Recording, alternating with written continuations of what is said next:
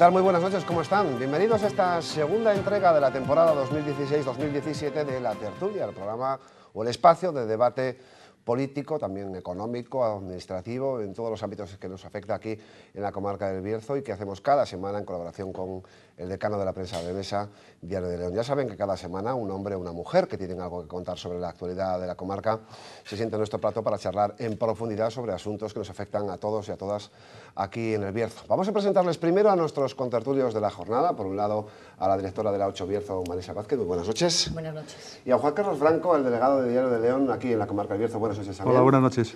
Bueno, pues la persona que entrevistamos en esta jornada, que nos va a hablar sobre la actualidad de la comarca, lo van a ver en unos instantes, a Gerardo Álvarez Courel, presidente del Consejo Comarcal del Bierzo, secretario también del PSOE en la comarca berciana. ¿Qué tal? Muy buenas noches, gracias por acudir a la llamada de la 8 Bierzo. Buenas noches. Señor Courel, son muchos esos asuntos que queremos abordar con usted, quizá por la actualidad de esta jornada, ¿no? Por ese paso previo al desbloqueo del gobierno de la gobernabilidad en España, y usted como secretario comarcal del PSOE, pues queríamos que nos hiciese valoraciones al respecto. Primero, por aquel polémico comité federal en el que tuvieron que acudir desde toda España a votar si había o no, en este caso, un congreso que decidiera el futuro de la votación del PSOE, que terminó finalmente con Pedro Sánchez fuera de la Secretaría General.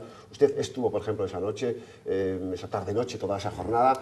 Cuéntenos un poco cómo se vivió, en qué sentido fue el voto de los representantes de la provincia de León. Hemos entendido, obviamente, a través de los medios, que fue, bueno, pues facilitar, en este caso, la abstención de un gobierno para Mariano Rajoy. Cuéntenos cómo se está viviendo eso en el Partido Socialista Obrero Español. Bueno, la situación es convulsa, no hace falta que yo lo diga para que se vea. En ese comité lo que hicimos fue votar sobre si se convocaban primarias para el 23 de octubre. La propuesta era esa, convocar unas primarias para la elección del secretario general el 23 de octubre y la realización de un congreso federal. En la primera convocatoria que hace el comité, ese congreso federal, que era para ratificar la consulta, era convocado para los días, creo recordar, 2, 3 y 4 de diciembre, y cuando se desarrollan todos los acontecimientos que se desarrollan en esa semana, con la dimisión de la mitad de la ejecutiva de Pedro Sánchez, pues parte ese jueves una nueva convocatoria de comité para el sábado, en el que la propuesta seguía siendo la misma, una consulta a la militancia para la elección de un secretario general el 23 de octubre, con unos plazos, como ya digo, muy cortos, y después un congreso federal para los días 11 y 12 de noviembre, insisto, si la memoria no me falla.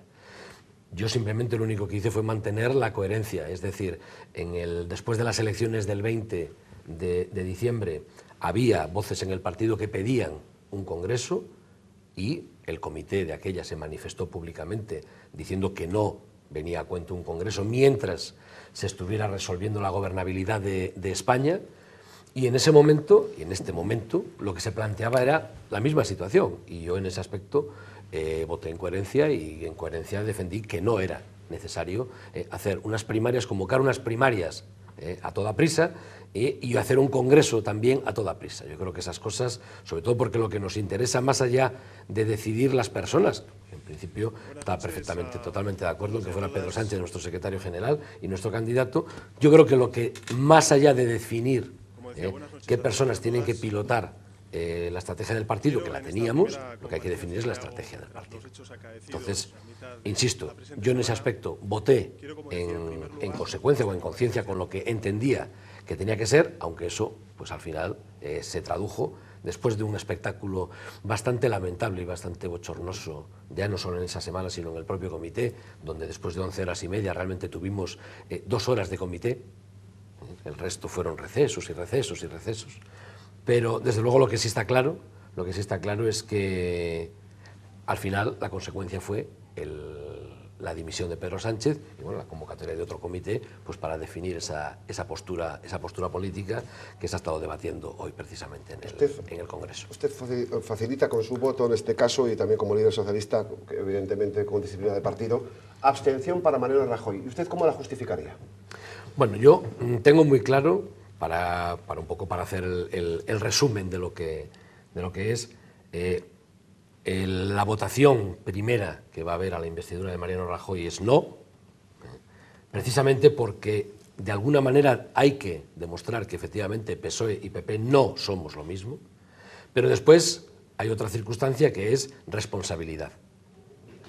Y yo lo justifico en esa responsabilidad, que el país no puede estar parado, no puede estar en esta situación de desgobierno o con un gobierno en funciones, y desde luego la responsabilidad política lo que pide es que haya alguien que lo haga. A mí me gustaría que esa responsabilidad política la tuvieran los demás grupos políticos. Es decir, hay un partido, el Partido Popular, que ha tenido 137 escaños, que con un pacto con Ciudadanos, si mal no recuerdo, suman 169, y yo creo que la responsabilidad política debe permitir que haya un gobierno en España. ¿Eso quiere decir un cheque en blanco a Mariano Rajoy? No, ni mucho menos. Eso lo que quiere decir es que se desbloquea esta situación y el Estado puede funcionar con un gobierno. A partir de ahí es un gobierno que está débil porque no tiene una mayoría absoluta y enfrente va a tener a la primera fuerza política de la oposición, que es el Partido Socialista Obrero Español. Y en esa premisa es en la que partimos. Abrimos el debate intenso del asunto. Buenas noches, señor Curel. Volvamos a la fecha del Comité Nacional. Usted allí votó por facilitar el gobierno del Partido Popular y desde la comarca las agrupaciones le han afeado que no consultara esa posición suya, que la tomara por su cuenta y riesgo, digamos. No, a ver, vamos a ver. Hay agrupaciones de la comarca que se han posicionado a favor del no, pero hay agrupaciones de la comarca que no se han posicionado a favor del no. Luego realmente yo he hablado con agrupaciones, he hablado con gente y al final lo que hemos llegado también porque hubo un consejo político no recuerdo el sitio, en León, a las afueras de León, hubo un consejo político en el que se debatió también la postura del partido, en el que hubo propuestas a favor y en contra, y desde luego ahí estábamos representados también alcaldes, portavoces de todos los ayuntamientos. Entonces, lo que está claro es que lo que no queríamos bajo ningún concepto, y yo creo que eso es un sentir general, eran unas terceras elecciones. Yo creo que en eso la mayoría de la sociedad, ya no solo la berciana, sino la leonesa, y creo que la española, está a favor de que no hubiera unas terceras elecciones, por lo que eso supondría de parálisis para el país. Entonces, a partir de ahí, pues la situación se genera de esta manera. Y vuelvo a repetir, o sea, nosotros lo hemos hecho por responsabilidad política. Lo que no le estamos dando con la abstención, y eso quiero que la gente lo tenga muy claro, es un cheque en blanco a Mariano Rajoy. Sabemos las políticas que ha hecho Mariano Rajoy, pero nosotros desde la oposición podemos y debemos hacer que se apliquen nuestras propuestas y que Mariano Rajoy ceda. Y una de ellas precisamente es una PNL, que creo que ya se ha presentado para la incentivación a través del céntimo verde del carbón nacional. Pues eso es precisamente lo que nosotros queremos, que salga adelante. Antes no se podía hacer, porque el Partido Popular contaba con mayoría absoluta. Ahora el Partido Popular no cuenta con mayoría absoluta. Luego esa debilidad que estoy comentando es la que tiene que hacer que desde el Partido Socialista, como primera fuerza de la oposición, hagamos que se cumplan o que se lleven a cabo muchos de los objetivos programáticos que tenemos. Usted hablaba antes de coherencia y responsabilidad para aplicar esta decisión. Sí. Y la coherencia a muchos militantes socialistas no la ven por ningún lado cuando durante todas las campañas, durante las dos campañas, se han cargado con las cintas contra Rajoy diciendo que es el responsable del carbonicidio de la comarca, etcétera, etcétera, y ahora se le vuelve a facilitar la investidura. Bien, pero vuelvo a decir... ¿Dónde está la coherencia que decía? No, facilitar la investidura no es un cheque en blanco, lo repito. Facilitar la investidura es desbloquear una situación que tiene el país en este momento. Y yo creo que ahí es donde está la responsabilidad política. A partir de ahí, el Partido Popular, que es quien va a formar gobierno, tiene la necesidad de llegar a acuerdos con otras fuerzas políticas. Y en esos acuerdos con otras fuerzas políticas, a la hora de legislar, de aprobar unos presupuestos generales del Estado, etcétera, de los grandes temas en los que estamos ahora barajando, entre ellos, y ayer fue un ejemplo, el tema de la LOMCE, pues todos esos grandes temas de Estado, ahí es donde está el Partido Socialista como primera fuerza política de la oposición.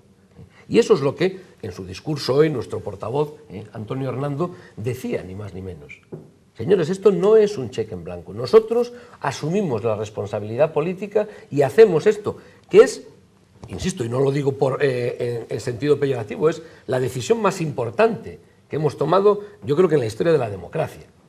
¿Y no sería más fácil cambiar esas políticas desde un gobierno de progreso, como decían los de Podemos, y que no desde la oposición? Bueno, yo en ese aspecto... Y además, encima, no hubieran, digamos, traicionado a su electorado. Bueno, yo en ese aspecto vuelvo a decir lo mismo. Es más, en la pasada legislatura, a partir de las elecciones del 20 de diciembre, nosotros, el Partido Socialista obtiene 90 diputados, y Podemos, creo recordar que obtuvo 69, Izquierda Unida creo que tenía 2, etcétera, etcétera, y cuando en su momento Pedro Sánchez plantea el gobierno con Ciudadanos y Podemos dice que miremos a la izquierda. Y de aquella, Pedro Sánchez se lo dijo bien claro a Pablo Iglesias en las sesiones de investidura, no suma. Pues si con 90 escaños que teníamos en diciembre no sumaba, con 85 ahora, no. Pero vuelvo a decir lo mismo, quienes están hablando ahora de irresponsabilidad tuvieron la oportunidad en marzo de este año, tuvieron la oportunidad de permitir un gobierno del Partido Socialista. Y me refiero precisamente a Podemos y a Izquierda Unida. Tuvieron la oportunidad de permitir ese gobierno y de apoyar ese gobierno del Partido Socialista. Y votaron con el PP. Votaron con el PP un no al Partido Socialista. Luego, ¿quiénes son ellos ahora para venir a reclamar a los demás una responsabilidad o una unión con la izquierda cuando ellos tuvieron esa oportunidad de hacerlo y no lo hicieron? Luego, lo que no podemos es venir a decirnos ahora, oiga, ustedes tienen que hacer lo que yo les estoy diciendo, que es precisamente lo que viene siempre, es la imposición. Y nosotros somos un partido con más de 137 años de historia, y efectivamente habremos tomado decisiones erróneas, y hemos pagado por ellas también en su momento. Pero la verdad es que muchas de las decisiones erróneas que se tomaron, al final lo que demostraron era que teníamos razón porque era bueno para España. Y en este aspecto esperamos de verdad que la decisión que se ha tomado, que insisto, es una decisión dura, es una decisión que no ha sido fácil. Desde luego para mí, la más dura que he tenido que tomar políticamente en mi vida. Pues que esa decisión sirva para que primero España se desbloquee, pero sobre todo para que las políticas, o una parte importante de las políticas que nosotros hemos defendido y que no podíamos aplicar, porque el Partido Popular con su mayoría absoluta no nos dejaba, ahora que el Partido Popular no tiene mayoría absoluta, podamos llevarlas a cabo. Hablamos precisamente, me da la sensación de ese argumento coherente de sentido de Estado, de permitir la gobernabilidad, no podemos permitirnos unas terceras elecciones. En definitiva, sí que tiramos un poco de ese sentido de Estado al margen de lo que puede suponer esas terceras elecciones en el Partido Socialista. Hemos visto que una elección tras otra elección iban perdiendo votos pues a puñados. El miedo también desde el punto de vista interno a que esas terceras elecciones pudiesen acabar definitivamente con el Partido Socialista, porque ya se relegara a no ser el primer partido de la oposición, que ese sorpaso se produjera definitivamente. Yo creo que también aquí, no solamente por coherencia y por sentido de Estado se ha tomado esa decisión, sino que también les toca un poco en la fibra como partido histórico. ¿Podía ser esas terceras elecciones la sentencia de muerte del partido como para forzar esta situación? Me llama también mucho la atención la posición de históricos como Felipe González. Parece que ellos tendrían que ser aglutinadores del partido, intentar calmar los ánimos, y sin embargo fueron los que despedazaron en ese momento la sensación de que estaba todo controlado. ¿Ese es el miedo también que esas terceras elecciones pudiera haber generado? Que el partido político, como el PSOE, pudiese estar en la cuerda floja. La situación que se generaría con unas terceras elecciones no la sabemos inicialmente. Bueno, es verdad que los sondeos, decían lo que decían. Los sondeos auguraban un aumento de votos para el Partido Popular y un decremento de votos pues sobre todo para el Partido Socialista. Pero insisto, más allá de ese argumento que pueda ser conveniente o no políticamente, lo que está muy claro es que unas terceras elecciones nos llevarían a una parálisis del país en tanto en cuanto no tendríamos unos presupuestos generales del Estado antes de final de año. Y eso sabemos lo que significa, una prórroga de los presupuestos generales en un ayuntamiento o en una comunidad autónoma, en una diputación. A nivel de Estado es mucho más. La consecuencia es mucho mayor. Por tanto, el ejercicio de responsabilidad está ahí. Porque, insisto, las terceras elecciones, también hemos visto que las encuestas en nuestro país se equivocan bastante. Luego, las terceras elecciones es un escenario que de entrada, a partir de que se produzca la abstención del Partido Socialista, está claro que ya no se van a dar, por lo menos a corto plazo o a medio plazo. Lo que sí está claro es que había unas expectativas, pero eso no es suficiente para tomar esta decisión. O sea, la decisión hay que tomarla, insisto, por responsabilidad y por sentido de Estado. Y sobre todo, vuelvo a decir lo mismo, efectivamente, si realmente las encuestas podían dar un resultado más favorable al Partido Popular, entonces sí que íbamos a tener un problema si el Partido Popular llegara a unas elecciones y consiguiera, ya no digo ellos mismos como grupo político, sino con la ayuda de otro grupo político como pudiera ser Ciudadanos, una mayoría absoluta en el Parlamento. Volveríamos otra vez a la situación que hemos tenido estos 4 años. Y desde luego el Partido Socialista, insisto, como líderes de la oposición, lo que no queremos es que se dé esa circunstancia. Queremos que haya un gobierno que se sienta, ya no digo obligado, pero sí necesitado de pactar los grandes temas de Estado, porque vemos que hay gente que lo está pasando muy mal y esa gente necesita de nuestra ayuda y sobre todo, ¿que hay que hacer recortes? Bueno, habrá que hacerlos donde haya que hacerlos, pero que no siempre sean los mismos los que sufren esos recortes. Por tanto, yo creo que la posición en este aspecto, insisto, aparte de que se pueda entender como una estrategia política, que yo lo veo menos, lo que sí está claro es que es una acción de responsabilidad con el Estado, de responsabilidad con los españoles, y lo que, desde luego, espero y deseo es, primero, que los españoles, que la sociedad en general y la berciana en particular lo entienda y, sobre todo, eso, que en el momento en que el Partido Popular empieza a gobernar, tenga bien presente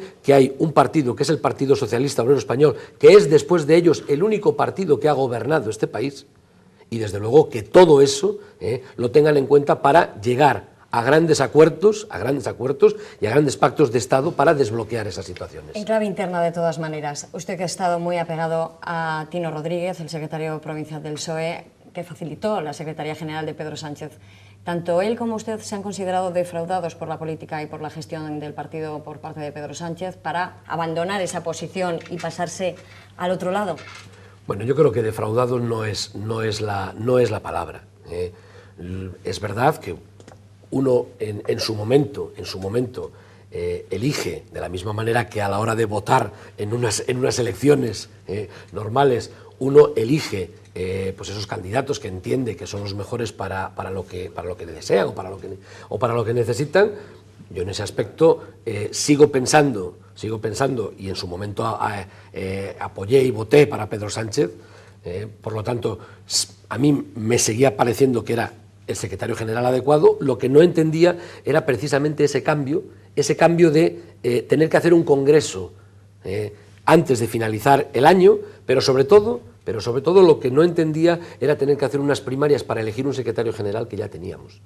Eso nunca lo entendí muy bien. El secretario general existía, luego, por tanto, no era lo lógico que, en lugar de preocuparnos de hablar de políticas, que yo creo que precisamente es lo que se habló en este último comité, de las políticas que tiene que llevar a cabo el Partido Socialista, estuviéramos hablando de las personas.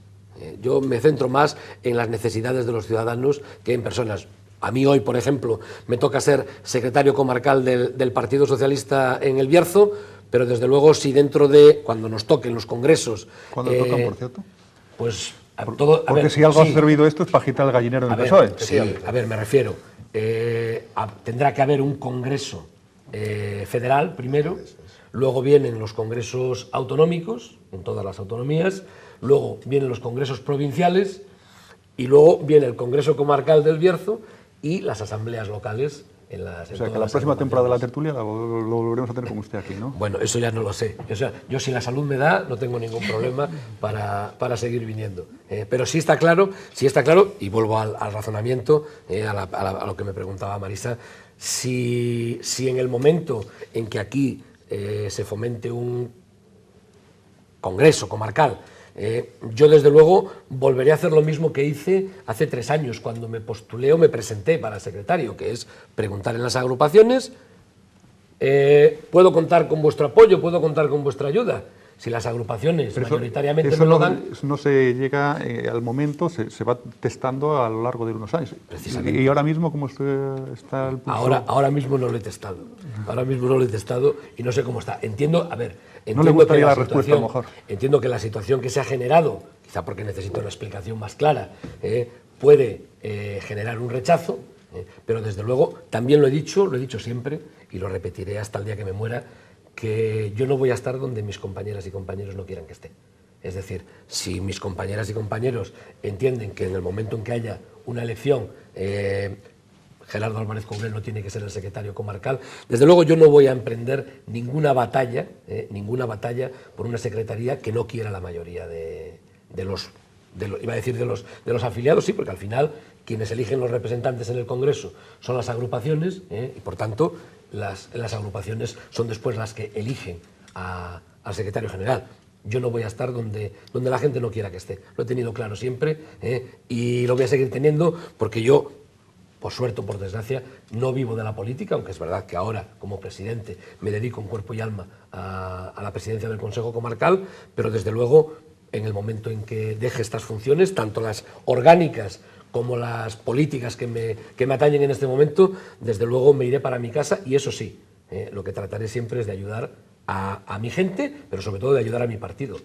Y si no estoy de acuerdo, pues me iré, por supuesto. Pero de entrada, ayudar al partido. Hablando del tema de agrupaciones, ¿podemos tocar el tema de la agrupación principal del PSOE en la comarca, como es la de Ponferrada? ¿En qué situación está eso? Hombre, a ver, yo creo... Porque todas las noticias que salen de ahí no son, digamos, muy positivas. Bien, lo que pasa es que, a ver, yo creo que en ese aspecto quien debe hablar al respecto de la situación de la agrupación de Ponferrada, yo creo que es tanto su secretaria como la ejecutiva. Pero hay noticias que salen del ámbito local, que como son el tema de la llegada de militantes que en teoría fueron en su día apoyaron a URSE, que se les expulsó, se les vuelve a readmitir. Eso tampoco es ámbito local solo, sino que es algo supramunicipal. Sí, pero a ver, pero mira, la comarcal como tal ni tramita expedientes de altas, un bonito florero, ni tramita bajas. Bueno, pues sí, la verdad, aprobamos unos estatutos en su día y quizá yo creo que en el siguiente congreso deberemos modificar los estatutos pues, para tener un protagonismo mayor. Pasa un poco como con el Consejo. Hemos ido subiendo peldaños en estos 25 años, todavía no tenemos, no hemos llegado a la meta. En el caso de la agrupación comarcal del PSOE pasa lo mismo. Hemos ido subiendo peldaños, pero no hemos llegado todavía a la meta. Entonces, yo permíteme que en ese aspecto no tengo ni capacidad de decisión, ni siquiera, si me apuras, de opinión, con lo cual yo creo que lo que pasa entre la agrupación de Ponferrada, las explicaciones las tienen que dar, por supuesto, los órganos adecuados de la propia agrupación, pero llegado el caso, a partir de ahí, todo eso trasciende a la provincial, a la autonómica y a la federal, y yo creo que ahí es donde se cuece todo, y yo ahí, permíteme que no me pronuncie, porque no tengo nada que ver en ese tema. ¿Y qué tendría que tener la nueva Secretaría Comarcal del PSOE, esos cambios que dice usted, para que tuviese mayor voz y palabra en asuntos como el de Ponferrada? ¿Usted qué cambiaría en los estatutos? ¿Qué modificación necesitaría que se hiciese para que pueda expresar, por ejemplo, libremente una explicación sobre ese caso de Ponferrada y que ésta tenga validez y tenga supremacía sobre lo que piensen en la Asamblea local, ¿no? Bueno, pues a ver, la supremacía entendida, al final, obviamente, como una voz más autorizada por los que tienen un estatus la superior. supremacía al final quien la tiene es la federal. Eso está federal, obviamente. Eso es quien resuelve todos los expedientes que se plantean. ¿Qué necesitaría un secretario comarcal para que se solucionase definitivamente el problema de Ponferrada? Mayor capacidad ejecutiva. Es decir, nosotros ni creamos o ni hacemos expedientes, ni tramitamos expedientes más allá de que alguien pueda un día decirle al secretario comarcal: oye, me llevas esto a León. Que yo lo hago encantado, porque el tener el cargo de secretario comarcal no quiere decir que uno esté por encima de todos. Aquí eso no es así. Entonces, lo que sí está claro es que lo que reclamamos quizá es más capacidad ejecutiva, que no tenemos. Entonces, bueno, pues eso es lo que habrá que modificar en la medida que se nos permita también, pero lo que habrá que modificar en los próximos estatutos para que se puedan incluir. ¿Pero qué puede entender en este caso el espectador de la 8 Bierzo respecto, por ejemplo, uno de los temas de actualidad que hablaba Juan Carlos Franco, el expediente a 12 compañeros del PSOE de Ponferrada que tramitó la ejecutiva local a la federal y que finalmente la regional echó para atrás. Les deja continuar, se hablaba de que habían participado con otras formaciones políticas en campaña. Esto, el militante socialista, el simpatizante, ¿cómo se le explica esta situación? No, a ver, yo creo que la situación la has explicado tú muy bien. La situación la has explicado tú muy bien. El resto, al final, todos estamos sujetos a una organización, iba a decir administración, no, a una organización que está por encima de nosotros. O sea, yo como secretario comarcal, a mí, por ejemplo, nadie me ha pedido, porque, insisto, no entra dentro de mis funciones, pues una valoración al respecto, o simplemente un informe al respecto de la situación.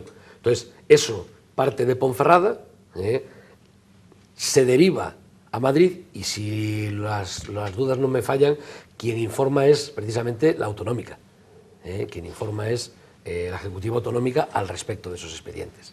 Entonces, bueno, pues igual sí era bueno que por proximidad, sí, sobre todo por la proximidad y la posibilidad de conocimiento de esa situación, pues se pudiera ser desde la Secretaría Comarcal donde se informara precisamente a la federal de esa situación, para que después la federal, que insisto, siempre lo hacen ellos a su manera, después tomen las decisiones que tenga que tomar, insisto, en virtud siempre de los documentos que se aporten. En ese aspecto, nosotros no tenemos esa capacidad ejecutiva, que yo era lo que reclamaba, que hubiera una capacidad ejecutiva que a fecha de hoy no tenemos. Vamos a hacer Una última cosa en este sentido. El hecho de que la federal haya echado para atrás ese expediente, que llevaba un tiempo en marcha, que se hubiera argumentado por parte de la agrupación local, el hecho de que eso no haya funcionado, que los argumentos no hayan ido por ese camino, ¿no tiene que tener consecuencias en la agrupación local como para replantearse cómo está esa situación?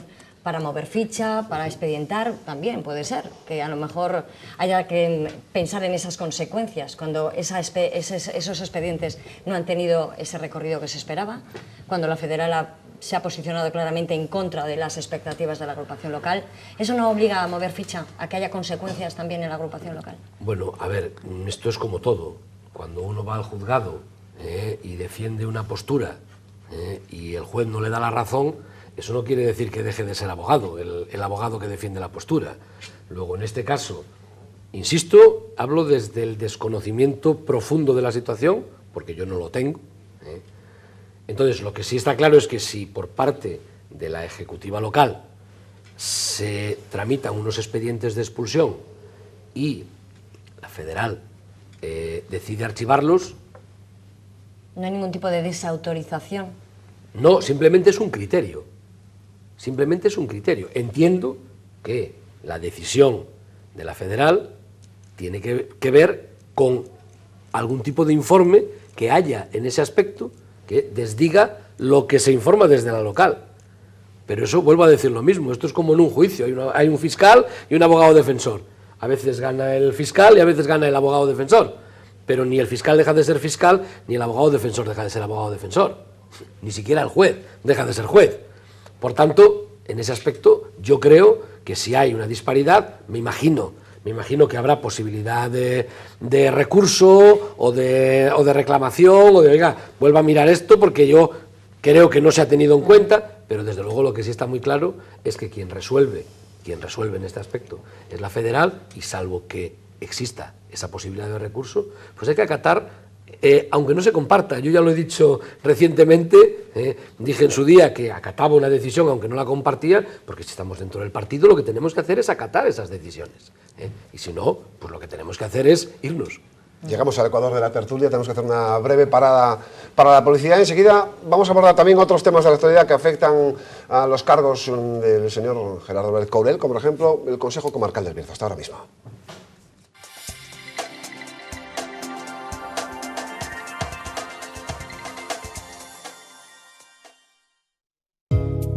Joyería Cesario Gómez, en la calle Dr. Fleming 14.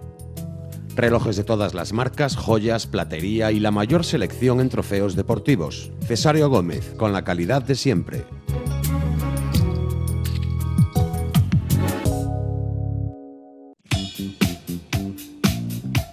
En cada rincón, un detalle.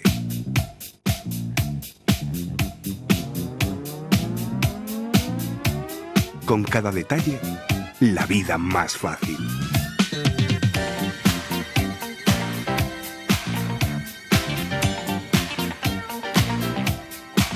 Eibarresa. El detalle nos diferencia.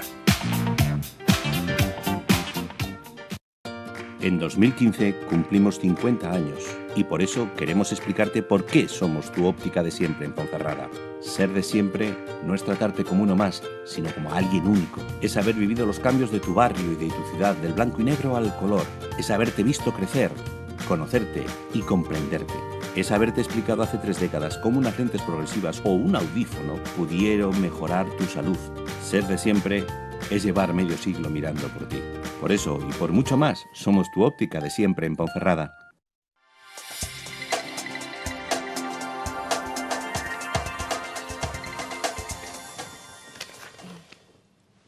Seguimos en la tertulia con Gerardo Álvarez Courel, el secretario comarcal del PSOE, que nos ha llevado prácticamente la mitad de la tertulia a hablar de, obviamente, la actualidad socialista con esa investidura de Mariano Rajoy para este fin de semana con la abstención socialista. Pero usted, como decía, se dedica en cuerpo y alma a la política actualmente como presidente comarcal. Desde el verano de 2015 asumió una responsabilidad especial porque además ha cumplido 25 años la institución y sigue luchando por encontrar su espacio administrativo, su espacio de financiación, siendo la única comarca legal en Castilla y León, y sigue reclamando que no se le da bueno, pues ese espacio que se creó, ¿no?, con la propia ley de la comarca del año 91. Y si cabe, esto tiene mayor justificación con lo que ha ocurrido estas 2 últimas semanas, con la aprobación de las unidades básicas de ordenación del territorio en Castilla y León. Las han dado a conocer en el Consejo de Gobierno.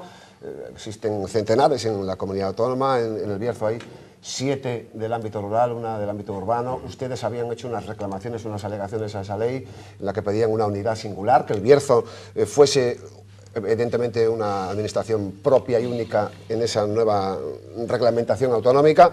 No les han hecho caso, no puede ser una unidad singular, entiende el gobierno autonómico, pero sí han dicho textualmente que se entiende al Consejo Comarcal de Bierzo como una mancomunidad de interés general en ese contexto. El ciudadano seguramente esto no lo entiende, un ciudadano común, es demasiado administrativo. ¿Qué ha pasado al final con el Consejo Comarcal del Bierzo, la nueva ley de ordenación del territorio? ¿Va a tener competencias que pueden recibir de los ayuntamientos? ¿Estos se lo pensarían una vez más y no sabe el Consejo si las tendrá? Explíquenoslo. Bueno, a ver, en principio la Junta no, como tal, no ha atendido el que nosotros pedíamos que fuera el Bierzo una unidad singular. Sí es verdad que nos reconoce, como, voy a leerlo además textualmente porque lo dice aquí, el Consejo Comarcal del Bierzo tendrá derecho a un tratamiento similar al previsto para las mancomunidades de interés general en las ayudas de la Administración de la Comunidad de Castilla y León. Entonces, nosotros habíamos hecho 3 peticiones. La primera era que se considerara una unidad singular, precisamente porque lo que nos habían dicho, y era lo que decía el anteproyecto de ley, era que las mancomunidades de interés general no podían aglutinar a más de 5 unidades rurales. Entonces, en el Bierzo tenemos 7, por tanto, no podíamos, como mancomunidad de interés general, organizar las UBOs rurales del Bierzo, y lo que pedíamos era que se nos declarara unidad singular. Eso, como tal, no lo han hecho, pero en este texto, en el artículo 6, reconocen la singularidad del Bierzo para que nosotros sí podamos aglutinar a más de 5. Luego, no nos llaman unidad singular, pero como mancomunidad de interés general nos permiten esa excepción, que no se lo permiten a los demás, solo nos la permiten a nosotros. La segunda de las opciones que habíamos pedido era que los ayuntamientos de la comarca del Bierzo, en el ámbito de sus competencias, pudieran transferirlas, si así lo deseaban, al Consejo Comarcal del Bierzo, y eso está reconocido aquí, y leo lo que dice: siempre que los municipios de una, varias o todas las unidades básicas de ordenación y servicios del territorio rurales de la comarca del Bierzo, que representen en cada una de ellas la mayoría de su población o con independencia de su número abarquen el 70% de su población, deleguen en el Consejo Comarcal las mismas competencias y funciones mínimas que integran la cartera común y homogénea prevista en el artículo 37.4 de la Ley 7/2013. ¿Vale? Entonces, en la segunda petición está incluida porque permite a los ayuntamientos hacer esa delegación de competencias. Y la tercera, ya la he leído antes, al considerar al Bierzo como una mancomunidad de interés general, entramos dentro de la tercera pata del banco, que era la financiación. Es decir, que si el Bierzo se constituye para crear esa mancomunidad, que realmente existe ya, que se llama Consejo Comarcal del Bierzo, para gestionar esos servicios en las diferentes UBOST, la Junta dote de financiación económica el desarrollo de ese ámbito competencial. Por tanto, no lo ha reflejado exactamente como nosotros lo hemos puesto, pero sí es verdad que de entrada recoge, aunque le llame de otra manera, la reivindicación que se había hecho desde el Consejo Comarcal. Entonces, la versión resumida es que a ustedes le dejan satisfecho ese artículo 6º. En principio... Porque el vicepresidente del Consejo, en principio, no estaba muy satisfecho si no se reconocía a la comarca del Bierzo o al Consejo Comarcal como la única mancomunidad de interés general. Si se reconocían más... A ver, ese es el matiz. Claro. Ese es el matiz. Por eso me alegro que me hagas la pregunta, porque va por ahí. Ese es el matiz. Es decir, nosotros lo que tenemos que incluir realmente, o que de alguna manera pueda quedar en el articulado, es que si se permite que en el Bierzo haya otras mancomunidades de interés general, al final el Consejo se diluye. Pero en este artículo no se recoge eso. Claro, por eso digo. Entonces ahí... O sea que cuando se debatan las Cortes en diciembre, van a presentar una alegación... Esto es un borrador, esto es un borrador del anteproyecto. Seguimos todavía con el anteproyecto. Y esto es un borrador en el que se han recogido todas las alegaciones que se hicieron en su momento. Quiero recordar que decía el consejero que había 93. Entonces, todas esas alegaciones se han recogido y con eso se ha preparado este documento. Pero este documento no es definitivo. Entonces, nosotros, aparte de el tema político, que efectivamente tenemos que desarrollarlo y que entiendo, porque lo hemos hecho así, que consensuaremos con todas las fuerzas políticas, también hay que mirar el encaje jurídico con nuestros servicios jurídicos para que ellos puedan ver si efectivamente hay que añadir incluso algo más de lo que el propio vicepresidente planteaba. Pero de entrada, la aclaración que hago es esa, que la petición que teníamos, en su mayor parte, tengo que estudiar aquí lo del 70% de la población, porque nosotros eso no lo incluíamos, pero en su mayor parte está reflejada aquí. Por supuesto, si vemos que es necesario, plantearemos las alegaciones correspondientes. Con este tema yo creo que la Junta les ha echado un capote, porque es verdad que el Consejo Comarcal siempre ha intentado que esos ayuntamientos le cedan competencias, no ha conseguido entrar en esa dinámica. Quizás estas UBOTs permitan facilitar esa labor, que no han conseguido unilateralmente, pues a través del paraguas de la Junta puede que empiece a salir esa dinámica de cesión de competencias municipales para el Consejo. Bueno, pues ese capote está echado. Sí, no, a ver, yo también lo he dicho siempre, nosotros reclamamos más competencias a la Junta, pero es verdad que las competencias no solo se reclaman de arriba a abajo, sino de abajo a arriba. ¿Estarán más receptivos ahora? Espero. Ya he cogido, espero. Pero a lo que voy es que realmente los ayuntamientos que son los que se unen en su día, yo lo dije cuando los actos de conmemoración del 25 aniversario lo reflejé en uno de los discursos. Esto fue la unión de 37 municipios, después se añadió Palacios, pero fue la unión de 37 municipios inicialmente precisamente para eso, para que hubiera una administración que gestionara competencias. Bueno, pues entonces es verdad que los ayuntamientos también tienen que ceder. También es verdad que va a ser un procedimiento duro y de negociación, eso lo tengo muy claro. Pero si conseguimos, si consiguiéramos que se transfirieran en este mandato competencias de los ayuntamientos, eso ya sería un logro brutal. O sea, como realmente, bueno, no lo quiero comparar con nada, un logro brutal. Pero desde luego, si sentamos las bases para que esas transferencias se puedan ir llevando a cabo, aunque sea en el próximo mandato, a cargo de quien esté al frente del Consejo en ese momento, desde luego ya podemos también darnos por satisfechos. ¿Pero cree que puede ser verdad, después de 25 años intentándolo sin conseguirlo? ¿Ahora puede ser verdad? A ver, es difícil. Yo siempre pongo el mismo ejemplo.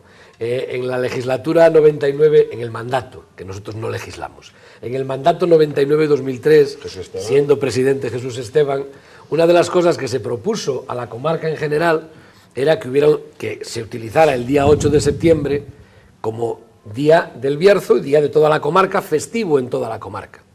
Hubo ayuntamientos que se sumaron a eso, pero el primero que dijo que no fue Bembibre, era el ayuntamiento donde él había sido alcalde y era de aquella concejal en la oposición. Fue el primer ayuntamiento que dijo que no.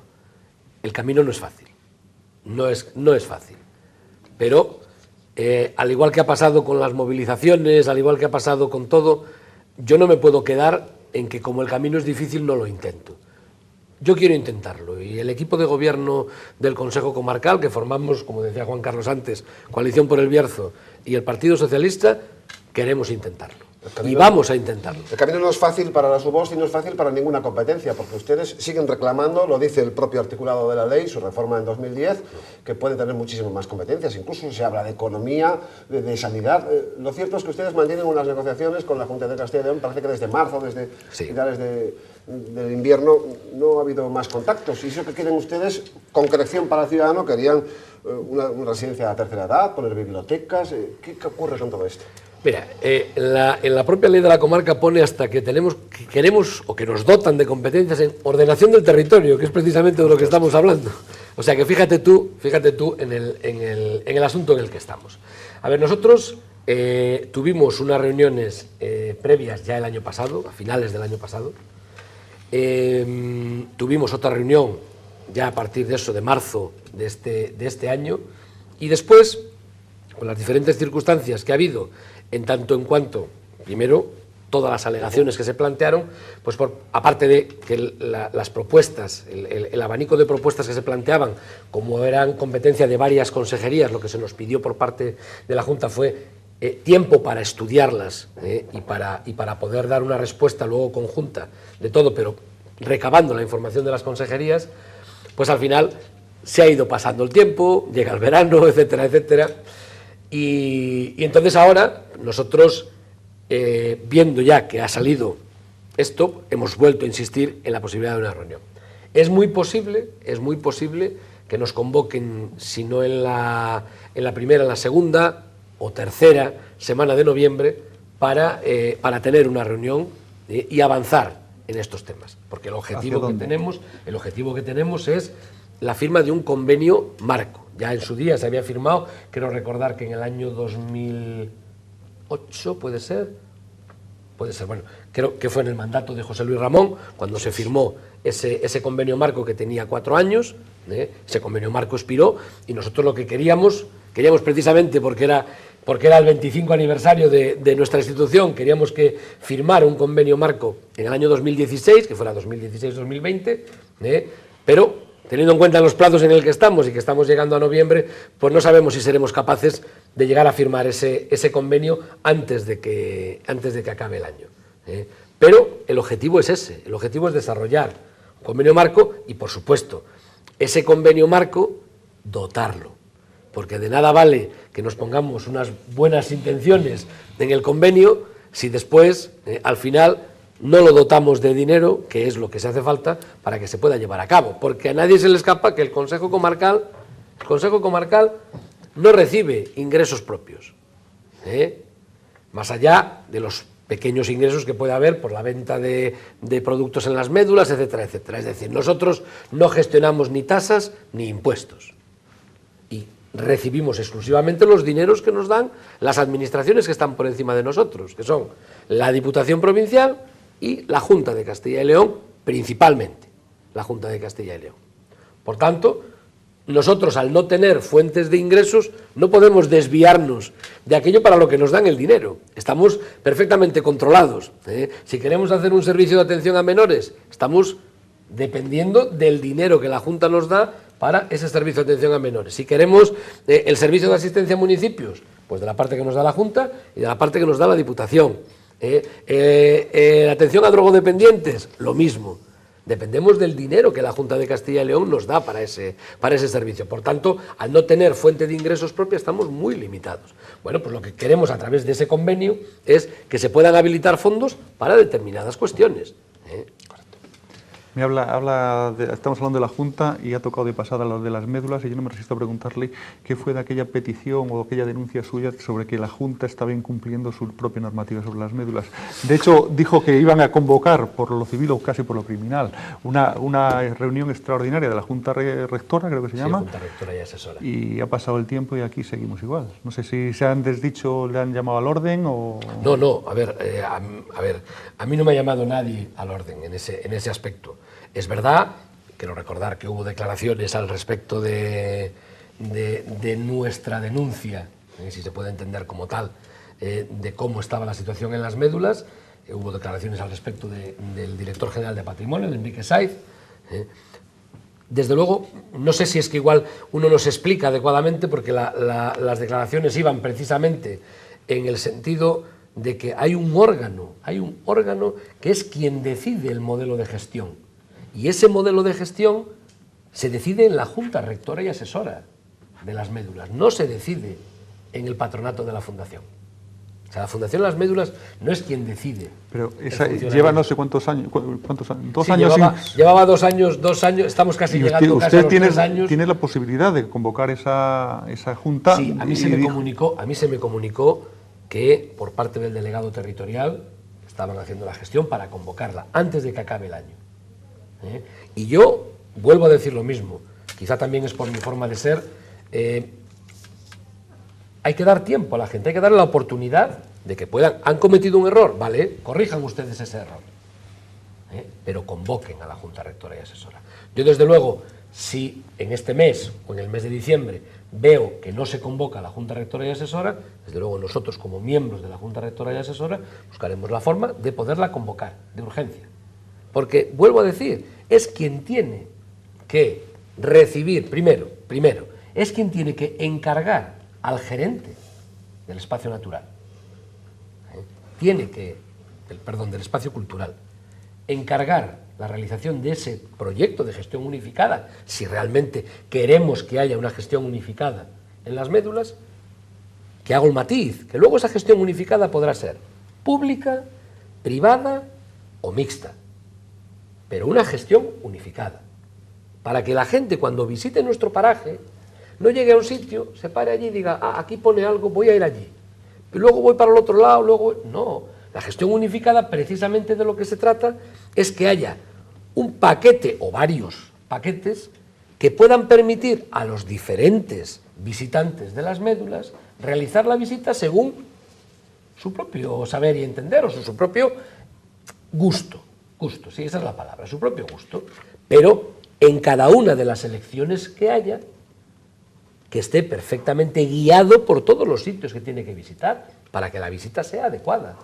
Pero ya no solo estamos hablando de eso, es que hay que dotar de los espacios públicos necesarios para que haya aparcamientos. No puede ser que en el mes de agosto esté la carretera Médulas ocupada por coches aparcados a un lado y otro en las cunetas, casi generando situaciones, bueno, casi no, generando real situaciones de riesgo para las personas. Eso no puede ser. No se puede permitir que en un paraje que lleva camino de los 19 años su declaración de Patrimonio de la Humanidad, estemos todavía en esas fiestas. No puede ser. Señor Cobrel, se nos agota el tiempo. Quedan muy pocos minutos. Queremos algunas respuestas. Me hubiera gustado más hablar de esto. De la actualidad. Por un lado, nueva sede del Consejo Comarcal del Bierzo. ¿Cuándo se sabrá? ¿En 2017 estarán en una nueva sede? ¿Será antes de que empiece ese año? ¿Qué gestiones hay al respecto? Sí, vamos a ver. Nosotros ya en el penúltimo pleno aprobamos el inicio del expediente, la apertura del expediente para la búsqueda de una nueva sede.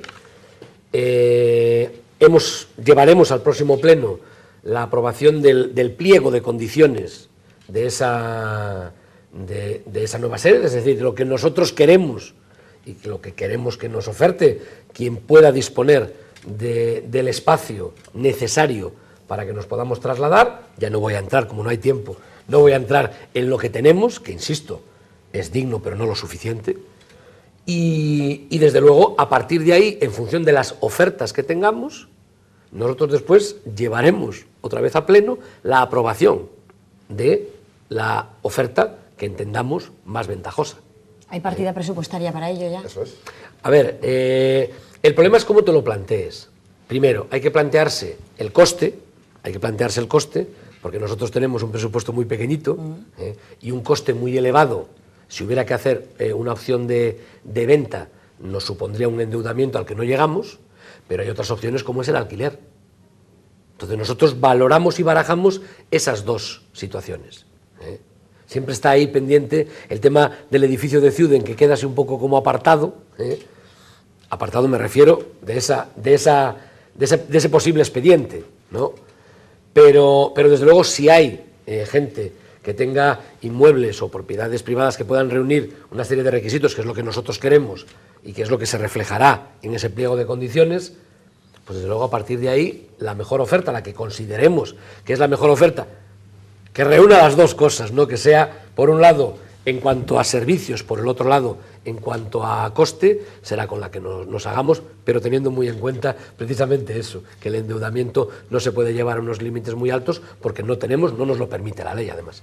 Acabó el tiempo, nos quedan muchos temas en el tintero, seguramente podrá ser de nuevo invitado a la tertulia en la 8 de Bierzo para que nos hable de asuntos de la actualidad. Suerte en estos proyectos en lo que resta de años, seguiremos muy de cerca su trabajo. A ustedes decirles que en una semana volvemos con la nueva entrega. Despedimos antes a nuestros compañeros contertulios, a Marisa Vázquez, la directora de la 8 de Bierzo, Juan Carlos Franco, delegado de Diario de León, y les emplazamos para la próxima cita con la tertulia. Será dentro de 7 días. Hasta entonces.